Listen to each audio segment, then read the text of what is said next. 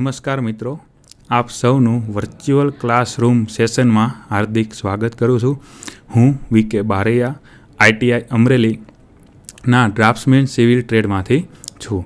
આજે આપણે લેસન લેવાનું છે કે ઇમરજન્સી ટુ રિસ્પોન્સ, લાઈક એમાં પાવર ફેલ્યુરનું જોશું અને આપણે ફાયર અલાર્મ વિશે જાણીશું.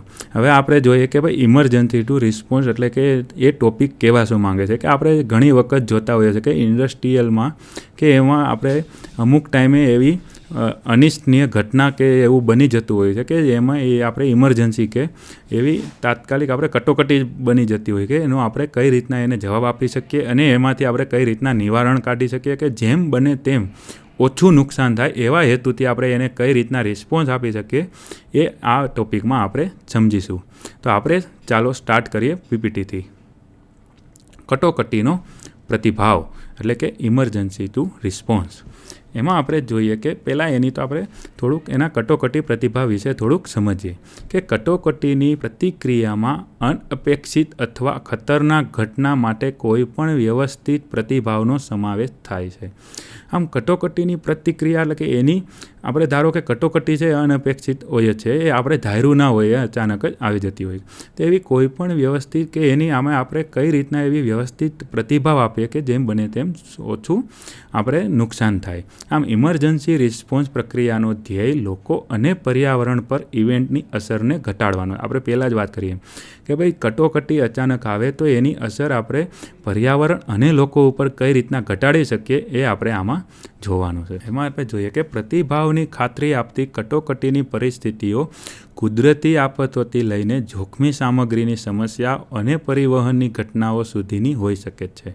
આપણે પ્રતિભાવ એટલે કે રિસ્પોન્સની કામગીરી છે એ કટોકટીને પરિસ્થિતિઓને કેવી રીતે કુદરતી આફત આપણે ધારો કે આવી તો એવી એમાં એ આફતોમાં કઈ રીતે આપણે જોખમી સામગ્રીઓને આપણે પરિવહનમાં કઈ રીતના થઈ શકે એ બધી આપણે ઘટનાઓ આમાં હોય છે. આમ ઇમરજન્સી રિસ્પોન્સ યોજનાઓ કાર્યસ્થળની સલામતીનો નિર્ણાયક ઘટક છે. આમ ઇમરજન્સી રિસ્પોન્સ છે એનો પ્લાન છે એ કાર્યસ્થળની સલામતી કે ધારો કે કોઈ પણ કાર્યસ્થળ કે ઇન્ડસ્ટ્રી ઉપર અચાનક કોઈ પણ કટોકટી આવી તો ઇમરજન્સી રિસ્પોન્સ એ કઈ રીતના આપે છે એ એનું મેઇન ટોપિક કે પોઈન્ટ હોય છે. કારણ કે જો એ ઇમરજન્સી રિસ્પોન્સ સારો આપશે તો એની ઇન્ડસ્ટ્રીનું નુકસાન ઓછું થશે અને જો એ ઇમરજન્સી રિસ્પોન્સ ઓછો આપશે તો એની ઇન્ડસ્ટ્રીમાં વધારે નુકસાન કે કાયમી નુકસાન થઈ શકે છે. રિસ્પોન્સ ટાઈમ એ ઇમરજન્સી રિસ્પોન્સનું મહત્ત્વનું પાસું છે. હવે રિસ્પોન્સ ટાઈમ હું તમને થોડુંક સમજાવું તો કે ભાઈ આપણે ધારો કે કોઈ પણ કટોકટી આવી તો ઇમરજન્સી રિસ્પોન્સ આપણે કેટલા ટાઈમમાં આપીએ છીએ એ ટાઈમને આપણે રિસ્પોન્સ ટાઈમ કહીએ છીએ. હવે જો કે ભાઈ કોઈ પણ આપણે ઇમરજન્સી કે કટોકટી આવી તો રિસ્પોન્સ સિસ્ટમ સક્રિય થયા બાદ ઇમરજન્સી રિસ્પોન્ડરને ઇમરજન્સીના સ્થળે પહોંચવામાં કેટલો સમય લાગે તેનો ઉલ્લેખ કરે છે. આપણે હમણાં સમજ્યું એમ જ કે જેટલું આપણે જે સમય ઇમરજન્સી રિસ્પોન્સ આપણે ઇમરજન્સી પ્રત્યે આપીએ છીએ જે રિસ્પોન્સ એ કેટલો ટાઈમ આપણે કેટલા ટાઈમમાં એને રિસ્પોન્સ આપીએ છીએ એનો ઉલ્લેખ આમાં જ છે. હવે આપણે જોઈએ કે ભાઈ જો આપણે કોઈ પણ કટોકટી આવી તો એમાં આપણે જો ઇમરજન્સી રિસ્પોન્સમાં એનો સમય આપણે વધારતા જશું તો એમાં નુકસાન વધારે થાય. જેમ કે લાંબો પ્રતિભાવ સમય વધતા અને કાયમી નુકસાનમાં પરિણમી શકે. મીન્સ કે જો આપણો રિસ્પોન્સ ટાઈમ વધારે થતો જશે તો એ નુકસાન કાયમી બનતું જશે અને વધારે નુકસાન પણ થતું જશે. આમ જાનહાનિની ઊંચી સંભાવના અને સામેલ લોકોને વધારે તકલીફ જેમ કે કટોકટી પ્રતિભાવના કાર્યક્રમની અસરકારકતા માટે પ્રતિભાવ સમયનો વારંવાર પ્રોક્સી તરીકે ઉપયોગ થાય છે. મીન્સ કે આપણે કોઈ પણ જાનહાનિમાં કે ભાઈ ઊંચી જાનહાનિ કે ભાઈ આપણે કહીએ કે ભાઈ ધારો કે કોઈ પણ તુફાન કે એવું બધું આવ્યું તો એમાં આપણે જાનહાનિની ઊંચી સંભાવના હોય તેમાં બધાય જેમાં જેટલા સામેલ લોકો છે એની વધારે તકલીફ કે કટોકટી એમાં આપણે જે ઇમરજન્સી રિસ્પોન્સ કાર્યક્રમ ગોઠવીએ એમાં વધારે આપણે ઇમરજન્સી કે રિસ્પોન્સ ટાઈમને જ આપણે માનીએ છીએ. એમ આપણે આગળ જોઈએ કે કટોકટીની પ્રતિક્રિયામાં આપણે મેઇન 4 પગલાં લઈએ છીએ. એમાં 4 પગલાં નીચે મુજબ છે. મિટિગેશન મીન્સ કે શમન એટલે કે આપણે એને કઈ રીતના નાબૂદ કરી શકીએ. પ્રિપેરેશન એટલે કે આપણે કેટલી તૈયારી કરી શકીએ. ભાઈ ધારો કે કોઈ પણ કટોકટી આવી તો એમાં આપણે એના રિસ્પોન્સ કે એના જવાબમાં આપણે કેટલી તૈયારી છે. પછી કે પ્રતિભાવ પ્રતિભાવ એટલે કે ભાઈ આપણે એને કેવો રિસ્પોન્સ આપીએ છીએ. કોઈ પણ કટોકટી આવી તો એને આપણે કઈ રીતના એનો સામનો કરીએ કે પ્રતિભાવ આપીએ તે. પછી રિકવરી કે ભાઈ કટોકટી તો જતી રહે, હાલો આપણે એનો સામનો પણ કરી લીધો, પણ હવે એ કટોકટી ગયા બાદ આપણે પોતાની કેટલી રિકવરી કરી શકીએ કે પુનઃપ્રાપ્તિ કરી શકીએ તે. આપણે હવે નેક્સ્ટ જોઈએ તો કે આપણે ઇમરજન્સી રિસ્પોન્સમાં આપણે 2 ટોપિક લેશું કે કઈ કટોકટીમાં આપણે ઇમરજન્સી રિસ્પોન્સ આપીએ છીએ. એમાં પહેલું આપણે લેતું ફાયર અલાર્મ રિસ્પોન્સ. એમાં આપણે જોઈએ કે ફાયર અલાર્મ એ શું કહેવા માંગે છે, કે ફાયર અલાર્મ છે શું, એના વિશે જો આપણે થોડુંક સમજીએ કે જ્યારે તમારા મકાનમાં ધુમાડો અથવા આગની સ્થિતિ હોય ત્યારે તમને આગોતરી ચેતવણી આપવા માટે ફાયર એલાર્મ સિસ્ટમ તૈયાર કરવામાં આવી છે. હવે આના વિશે હું તમને થોડુંક કહું કે ભાઈ આપણે કોઈ પણ મકાન કે બિલ્ડિંગ હોય તો એમાં તમને ખબર હશે કે આપણે એક ફ્લોર પર છે અને બીજો ફ્લોર છે. એ બીજા ફ્લોરમાં આગ લાગી તો એ તમને તો નથી ખબર પડવાની પહેલા ફ્લોરમાં, પણ જો એ ફાયર અલાર્મ સિસ્ટમ લગાવેલી હોય તો ધારો કે બીજો કે ત્રીજો કોઈ પણ ફ્લોરમાં આગ લાગે એટલે જેવી તરત જ તમને એ સૂચન કરશે. આ સિસ્ટમને કે આપણે આગોતરી કે ભાઈ જેવી જીરી કે પણ એ આ ધુમાડો એને લાગશે એટલે કે તરત જ એ વાગવા માંડશે. એટલે આપણે ફાયર એલાર્મ સિસ્ટમ તૈયાર કરી છે. કે આપણે કોઈ પણ બિલ્ડિંગમાં હોય અને ફાયર અલાર્મ વાગતી તો એને કોઈ દી આપણે ઇગ્નોર નહીં કરવાનું કે ભાઈ ચાલો ભાઈ આપણે અમુક ટાઈમ એવું વિચારતા હોય કે ભાઈ એવું તો થયા રાખે, પણ એવું નહીં કરવાનું. ત્યારે એમાં એમ કીધું છે કે એલાર્મને ક્યારેય અવગણશો નહીં, કારણ કે તમારો વિસ્તાર સ્પષ્ટ છે, અન્ય માળ પણ આગ અથવા ધુમાડાની સ્થિતિ હોઈ શકે. આ આપણે પહેલાં વાત કરીએ એમ કે ભાઈ હું ફર્સ્ટ ફ્લોર પર હોઉં અને હું એમ કહું ભાઈ અહીંયા તો ક્યાં આગ નથી લાગી, પણ એ આગ બીજા માળ કે ત્રીજા માળ પણ હોઈ શકે. આમ જેના માટે સંવેદનશીલ તપાસ કે ઉપકરણોએ તમને ચેતવણી આપી છે કે ભાઈ બીજા માળ ઉપર આગ હોય તો એ આપણને ચેતવણી આપે ફાયર અલાર્મ સિસ્ટમ, તો આપણે એને કોઈ દી ઇગ્નોર નહીં કરવાની. ધારો કે તમારા નજીકના વિસ્તારમાં ધુમાડો ન દેખાય તો પણ આગ લાગેલી હોઈ શકે. હવે હું એમ તમે જુઓ કે ભાઈ ફર્સ્ટ ફ્લોર તમે ધારો કે થર્ડ ફ્લોર ઉપર હો અને ફર્સ્ટ ફ્લોર પર આગ લાગી હોય તો તમે એમ કહો ભાઈ આગ આમાં ફાયર અલાર્મ વાગે છે પણ ધુમાડો તો દેખાતો નથી, પણ એવું ના હોય. આમાં એમ કહે છે કે એવું જરૂરી નથી કે આગ લાગી હોય તો ધુમાડો હોય જ, ધુમાડો ના હોય તો પણ આગ લાગી હોઈ શકે. હવે આપણે આગળ જોઈએ કે જ્યારે તમારા મકાનમાં ફાયર અલાર્મ વાગે ત્યારે. હવે ધારો કે આપણે પહેલાં સમજ્યા કે ફાયર અલાર્મ ક્યારે વાગશે કે આગ લાગી હોય થાય, એટલે એક કટોકટી થઈ કે ઇમરજન્સી થઈ. તો હવે આપણે એના રિસ્પોન્સ કઈ રીતે આપી શકીએ કે એમાં આપણે શું કરવું જોઈએ. એમાં આપણે પહેલું આવશે કે બિલ્ડિંગને બહારથી તાત્કાલિક ખાલી કરો અથવા અન્ય લોકોને આગની ચેતવણી આપો. હવે ધારો કે તમારે ફાયર અલાર્મની ખબર પડી ગઈ કે બિલ્ડિંગમાં આગ લાગી છે, તો તમારે પહેલાં તાત્કાલિક બહાર નીકળવું જોઈએ અને સાથે અન્યોને પણ જાણકારી આપવી જોઈએ કે ભાઈ આગ લાગી છે, ચેતવણી આપીને કે તમે પણ બિલ્ડિંગની બહાર જાઓ. આમ વ્યક્તિગત સામાન મેળવવા માટે ક્યારેય પાછા ન જાઓ. હવે ધારો કે તમને આ ફાયર અલાર્મ વાગી ગયો અને તમે બહાર નીકળવા ગયા, પણ તમને પછી ફરીથી યાદ આવ્યું બહાર નીકળીને કે મારી 1-2 વસ્તુ તો અંદર રહી ગઈ, તો એ વસ્તુ પાછા લેવા ન જવું જોઈએ, કારણ કે એ જોખમી પગલું કહી શકાય. ફાયર ફાઇટર અને તેમના ટ્રકોને બિલ્ડિંગમાં પ્રવેશવા માટે બિલ્ડિંગની સામેથી દૂર જાઓ. આપણે ઘણીવાર જોતા હોઈએ છીએ કે જ્યારે કોઈ પણ બિલ્ડિંગમાં આગ લાગે તો બધાય લોકો એના ગેટ પાસે જમા થઈ જતા હોય છે. એને લીધે શું થાય કે ફાયર ફાઇટર કે એના ટ્રક આવે તો એને થોડીક નુકસાની મીન્સ કે એને થોડીક અડચણનો સામનો કરવો પડે. એના માટે કહે છે કે ભાઈ એ ટ્રકોને તમે અંદર આવવા માટે એને પૂરતી જગ્યા આપો. હવે જો ઉપરના માળે કોઈ ઘટના બને છે તો નીચેનો વિસ્તાર જોખમી ઝોન છે અને ત્યાં કાચ અને કાટમાળ પડવાથી તમે ઘાયલ થઈ શકશો. હવે આપણે ઘણીવાર જોતા હોઈએ છીએ કે ભાઈ ઉપર આપણે 4-5મા માળે આગ લાગી હોય તો અમુક છે એ લોકો એની બિલ્ડિંગની નજીક ઊભા હોય છે. ભાઈ એના માટે આ એમ કહે છે કે ભાઈ એ વિસ્તાર પણ જોખમી કહેવાય, કારણ કે આગ લાગી હોય તો કોઈ પણ વસ્તુ તૂટીને નીચે પડી શકે છે માથે, જેનાથી એ ઘાયલ પણ થઈ શકે. હવે આપણે આગળ જોઈએ કે બહાર નીકળવાની વ્યૂહરચના રાખો. બહાર નીકળવાના 2 રસ્તાઓ જાણો, જેમ કે બીજી સીડી કે ઇમરજન્સી એક્ઝિટ અથવા ફાયર એસ્કેપ. હવે આપણે ઘણીવાર જોતા હોઈએ તો કે આપણે મોલમાં કે કોઈ પણ એવા કોમ્પ્લેક્સમાં જઈએ તો એમાં 2 એક્ઝિટ હોય છે, કે ઇમરજન્સી પણ એક્ઝિટ આપેલી હોય, તો એ આપણે એની જાણકારી હોવી જોઈએ. પછી આપણે કોઈ પણ બિલ્ડિંગ હોય તો એમાં 2 રસ્તા આપણે મેં વાત કરી, એક નોર્મલ ને એક ફાયર એક્ઝિટ, એ બેયની આપણે એની વ્યૂહરચના પણ મગજમાં હોવી જોઈએ. એકવાર ફાયર અલાર્મ વાગે ત્યારે કોઈ પણ બિલ્ડિંગમાં ક્યારેય એલિવેટરનો ઉપયોગ ન કરો, સીડી વાપરો. આ ટોપિક એક મેઇન ટોપિક તમે ગણો તો એમ કહેવાય કે કોઈ પણ તમે હાઈરાઇઝ બિલ્ડિંગમાં હો ને ત્યાં આગ લાગે તો ક્યારેય તમારે એલિવેટર મીન્સ કે લિફ્ટનો ઉપયોગ ન કરવો જોઈએ. કારણ કે જો એ ઉપરના માળમાં એ લિફ્ટમાં આગ લાગી હોય તો એ તમને હેરાન કરી શકે. એટલે એમ કહે છે કે તમારે ક્યાંય પણ આગ લાગે તો એ બિલ્ડિંગની લિફ્ટનો ઉપયોગ ન કરવો અને સીડી વાપરવી જોઈએ. પછી એમ કહે છે જો આગ ઓરડામાં અથવા નાના વિસ્તારમાં હોય તો બિલ્ડિંગ છોડતા પહેલાં રૂમના દરવાજા બંધ કરીને ધુમાડો અને આગનો ફેલાવો તો મર્યાદિત કરો. ધારો કે કોઈ પણ મકાનમાં તમને જીરીક પણ આગ લાગી તો એ તરત જ બંધ કરી દેવું જોઈએ. કે રૂમ અને દરવાજા કે બારી દરવાજા બધું બંધ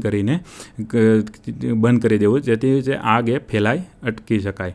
એકવાર તમે સુરક્ષિત વિસ્તારમાં પહોંચી જાઓ પછી ફાયર નંબર આપણે 101 છે એના ઉપર કોલ કરવો જોઈએ. આમ પ્રથમવાર આવનાર કર્મચારીઓ અને પોલીસ અધિકારી, ફાયર ફાઇટર, EMTને શોધો અને તેમને આગ અથવા ધુમાડાનું ચોક્કસ સ્થાન આપો.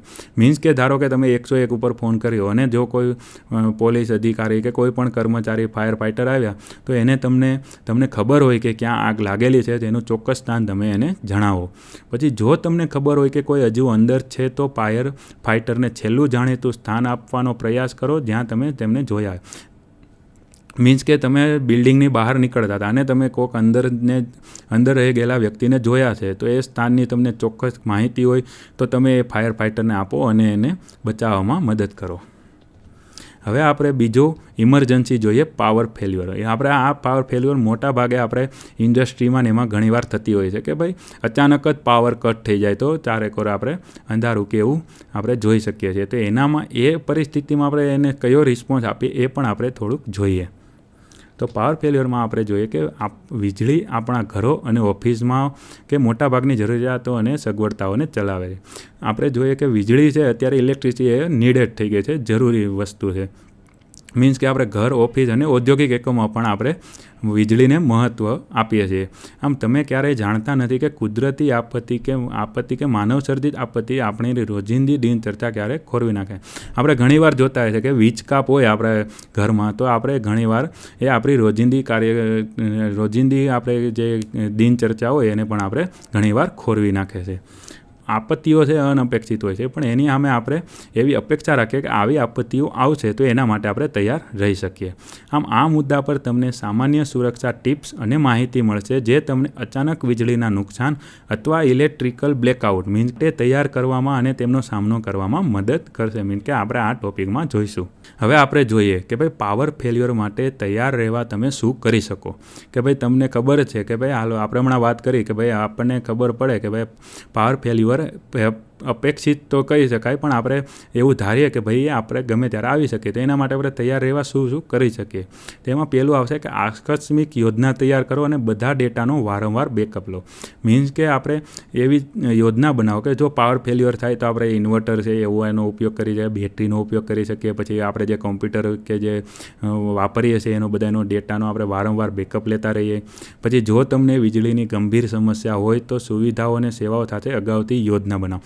મીન્સ કે તમે ઘણા એવા એરિયા જોયા હશે કે જ્યાં વારંવાર વીજળી જવાની કે પાવર ફેલ્યુઅરની ઘટના બનતી હોય છે તો એના માટે એને અગાઉથી તૈયાર રહેવું જોઈએ. પછી ઇમરજન્સી પાવર આઉટલેટમાં લાંબા સમય સુધી પાવર આઉટેજ દરમિયાન જરૂરી પ્લગ સાધનો કે જે મીન્સ કે આપણે ઘણીવાર લાંબા સમય સુધી આપણે આમાં પ્લગ આપણે ભરાવી રાખીએ છીએ એ પણ આપણે પાવર આઉટેજમાં આપણે જોતા હોય કે ઘણીવાર લાઇટ ઝટકા મારે તો આપણે અમુક એવા ઉપકરણોનો પ્લગ આપણે કાઢી નાખીએ છીએ. પછી કોમ્પ્યુટર સિસ્ટમ અને અન્ય સર્જ સંવેદનશીલ સાધનો પર સર્જ પ્રોટેક્ટરનો ઉપયોગ કરો. અત્યારે તમે જોતા હો તો કે ઘણા રોબોટ એવા નીકળ્યા છે કે જે આપણે આ પાવર આઉટ કે અચાનક પાવર કટ થાય કે ઝટકા મારે તેના માટે આપણને આપણા કોમ્પ્યુટર સિસ્ટમ કે એવી જે જરૂરી વસ્તુ છે પ્રોટેક્શન પૂરું પાડે. અવારનવાર ડેટાનો બેકઅપ લો અને કામ ચાલુ રાખવા માટે ઘણી વખત સાચવો. મીન્સ કે આપણે ઘણીવાર આપણે જેટલો પણ ડેટા હોય એનો આપણે બેકઅપ લેતું રહેવું પડે અને આપણે ધારો કે ચાલુ કામ હોય તો આપણે સેવ કરતા રહેવું પડે કે જેથી આપણે કદાચ અચાનક પાવર આઉટ થાય તો આપણે એને ફરીથી ઉપયોગમાં લઈ શકીએ. પછી એલર્ટ કરી દો અને ઇન્સ્ટોલ કરો. કે જે તમને જટિલ સિસ્ટમો અને ઉપકરણો પર પાવર નુકસાન અથવા સાધનોની ખામી વિશે સૂચિત કરે. અત્યારે તમે ઘણા તો ઇલેક્ટ્રિક એલર્ટ એવા આવી ગયા છે કે જે તમારે ટીવી કે જેટલા આપણે કોમ્પ્યુટર છે એના ઉપર કેટલું એ હાઈ વોલ્ટેજથી દ્વારા નુકસાન થાય એની પણ માહિતી આપતા હોય છે. એવા આપણે ખરીદી લેવા જોઈએ કે જેથી આપણને ખબર પડે કે કેટલું નુકસાન થાય છે કે કેટલું થયું છે. આમ જટિલ ઇલેક્ટ્રિકલ સિસ્ટમ માટે ઇલેક્ટ્રિકલ ઓડિટની વિનંતી કરો. મીન્સ કે આપણે ઘણા કંપનીમાં તમે કેટલી અમુક એવા ઇલેક્ટ્રિક ઉપકરણો હોય કે જે બહુ જટિલ હોય કે જે બહુ ટિપિકલ હોય, તો એના માટે તમારે કે ભાઈ તમે એવો ટાઈમ ગોઠવો કે ભાઈ 2 મહિના 6 મહિના એવી આપણે ઇલેક્ટ્રિકલ ઓડિટ રાખીએ કે ભાઈ કયું છે કે જે ઉપકરણ ઇલેક્ટ્રિકલ કે એ વધારે નુકસાન થયું છે તો એને બદલી નાખે, ઓછું થયું તો રિપેર કરી નાખે કે જેને લીધે આપણો ડેટા સચવાય અને આપણે બેકઅપ લેતા રહીએ. હવે આપણે નેક્સ્ટ ટોપિક જોઈએ કે જો તમારા મકાનમાં પાવર ફેલ્યુઅર થાય ત્યારે આપણે પહેલાં શું હતું, આપણે પહેલાં એ જોયું કે ભાઈ થશે એ આપણે માનીને કેવી તૈયારી રાખવી જોઈએ. પણ હવે થઈ ગયું તો શું કરવું? તો પહેલાં તો આપણે શાંત રહેવું જોઈએ કે ડરવું ના જોઈએ. કારણ કે તમે જોતા હશો કે રાત્રે અચાનક જ અંધારું થઈ જતાં આપણને ડર લાગતો, એટલે પહેલું જ કહે છે કે શાંત રહો. પછી સંવેદનશીલ પ્રયોગશાળા કે સંશોધન એકમમાં સહિત ઇલેક્ટ્રોનિક સાધનો અને ઉપકરણો બંધ કરો. મીન્સ કે અમુક એવી લેબોરેટરી હોય કે અમુક એવી આપણે ઓફિસ હોય કે જેમાં વધારે ટિપિકલ ઇલેક્ટ્રિક ઇક્વિપમેન્ટ હોય તો એ બધાને આપણે તાત્કાલિક બંધ કરી દેવા જોઈએ. પછી પ્રયોગશાળાના કર્મચારીએ તમામ પ્રયોગો સુરક્ષિત રાખવા જોઈએ અને બધા વાયુઓ બંધ કરો અને મૂળ સ્થાનોમાં રસાયણો સંગ્રહ કરો. આપણે અમુક ઇન્ડસ્ટ્રીયલમાં લેબોરેટરી હોય છે કે જેને લીધે આપણે પ્રોડક્શનમાં કઈ રીતને વધારો ઘટાડો થાય તો એ લેબોરેટરીમાં જેટલા પણ આપણે જે એક્સપેરિમેન્ટ કરાવવો હોય એને આપણે સુરક્ષિત સાચવી લેવા જોઈએ કે સેવ કરી લેવા જોઈએ. અને બધા જ જેટલા આપણે જે ઇન્ડસ્ટ્રીમાં કેમિકલ ગેસ કે જે કેમિકલ હોય એ બધાને અલગથી બંધ કરી અને સાચવવા જોઈએ. પછી બધા ફ્યુમ હૂડ શેડ બંધ કરો. કોલ્ડ સ્ટોરેજ અથવા ક્રાયોજેનિક સાધનો ખોલવાનું ટાળો. મીન્સ કે આપણે અમુક જે કોલ્ડ સ્ટોરેજ કે એવું હોય એ ઇક્વિપમેન્ટ આપણે ખોલવું ના જોઈએ જ્યારે આપણે પાવર ફેલ્યુઅર થયું હોય ત્યારે. ઇમરજન્સી લાઇટ સ્ત્રોત માટે ફ્લેશ લાઇટ અને સેલ ફોનનો ઉપયોગ કરો. આપણે કે ધારો કે અચાનક લાઇટ ફેલ્યુઅર ટૂંકમાં પાવર ફેલ્યુઅર થયું તો આપણે જે ફ્લેશ લાઇટ કે આપણે મોબાઈલની ફ્લેશ લાઇટ છે કે પછી ઇમરજન્સી આપણે કે છે લાઇટ આવે છે એનો ઉપયોગ કરવો જોઈએ. જો બહાર નીકળવાની સૂચના આપવામાં આવે તો નજીકનો બહાર નીકળવાનો રસ્તો શોધો અને આગળ વધો અને વિકલાંગ વ્યક્તિઓને સહાય કરો. મીન્સ કે તમને ઇન્ડસ્ટ્રીમાં આપણને સૂચના આપે કે ભાઈ તમે જલ્દીથી બિલ્ડિંગ ખાલી કરી દો તો તમારે જલ્દીથી નજીકનો રસ્તોથી બહાર નીકળવું જોઈએ અને જે વિકલાંગ હોય તેની આપણે મદદ કરવી જોઈએ. અને જો પાવર આઉટેજ થાય ત્યારે તમે એલિવેટર પર હોવ તો શાંત રહો અને પોલીસને ચેતવવા માટે ઇમરજન્સી બટન અથવા ટેલિફોનનો ઉપયોગ કરો. મીન્સ કે આપણે ઘણી એવી લિફ્ટમાં જોતા હોય કે ઇમરજન્સી બટન આપ્યું હોય તો ધારો કે આપણે લિફ્ટમાં હોય અને અચાનક પાવર ફેલ્યુઅર થાય તો લિફ્ટ ત્યાં જ ઊભી રહી જવાની. એટલે એ એમ કહેવા માંગે છે કે તમે લિફ્ટમાં હો અને અચાનક પાવર ફેલ્યુઅર થાય તો તમારે ઇમરજન્સી બટન ઉપર દબાવીને એને જાણ કરવી જોઈએ કે હું એલિવેટરમાં જ છે. આમ પોલીસ સેવા અને કર્મચારીઓએ આપેલા દિશા નિર્દેશનું પાલન કરો. પોલીસ અને સેવાઓના કર્મચારીઓ તમને એવું લિસ્ટ આપે છે કે જ્યારે પાવર ફેલ્યુઅર થાય ત્યારે શું કરવું એ દિશા અને નિર્દેશોનું આપણે પાલન કરવું જોઈએ. પાવર નુકસાન પછી બધું યોગ્ય રીતે ફરી શરૂ થયું છે તેની ખાતરી કરવા માટે તમામ સાધનો તપાસ. હવે પાવર ફેલ્યુઅર થઈ ગયું પછી લાઇટ પાછી આવી ત્યારે બધા સાધનો આપણે ફરીથી એકવાર ચેક કરી લેવા જોઈએ કે કેમાં નુકસાન થયું છે કે નહીં. હવે આપણે આ ટોપિકને અનુરૂપ થોડાક સવાલો જોઈએ. તો એમાં પહેલો સવાલ કે કાર્યસ્થળની સલામતીનો નિર્ણાયક ઘટક કયો છે? તો એમાં આપણે જોઈએ કે ઇમરજન્સી રિસ્પોન્સ. આપણે પહેલાં જ જોયું કે કાર્યસ્થળની સલામતી માટે આપણે કોઈ પણ એક વર્કપ્લેસ ઉપર કટોકટી આવી તો એનો રિસ્પોન્સ આપણે કેવો આપીએ છીએ એના ઉપર છે. કારણ કે જો આપણે રિસ્પોન્સ થોડોક ઓછો આપશું તો નુકસાન વધારે થશે અને રિસ્પોન્સ આપણે વધારે આપશું તો નુકસાન ઓછું થશે. કટોકટીની પ્રતિક્રિયાના 4 પગલાં કયા છે? આપણે હમણાં જ જોયા એમ શમન, તૈયારી, પ્રતિભાવ અને પુનઃપ્રાપ્તિ. પછી જોઈએ કે મકાનમાં ધુમાડો અથવા આગની સ્થિતિ હોય ત્યારે તમને આગોતરી ચેતવણી આપવા માટે કઈ સિસ્ટમ વપરાય છે? Fire alarm. આપણે હમણાં જોયું કે ભાઈ આપણે કોઈ પણ બિલ્ડિંગમાં કે ભાઈ આગ લાગી હોય તો એના માટે ચેતવણી આપવા માટે આપણે એક સિસ્ટમ તૈયાર કરી છે અને એને આપણે ફાયર એલાર્મ કહીએ છીએ. તો મિત્રો આજે આપણે જે ઇમરજન્સી રિસ્પોન્સમાં જોયું કે કોઈ પણ આપણે અચાનક એવી કટોકટી આવે તો આપણે રિસ્પોન્સ એક નિર્ણાયક ઘટક છે. એટલે આપણે આજના ટોપિકમાં જે પાવર ફેલ્યુઅર અને એક ફાયર અલાર્મ વિશે જોયું. હવે આપણે આજે આટલું શીખ્યા. હવે બાકીનું આપણે આવતા નેક્સ્ટ લેક્ચરમાં શીખીશું.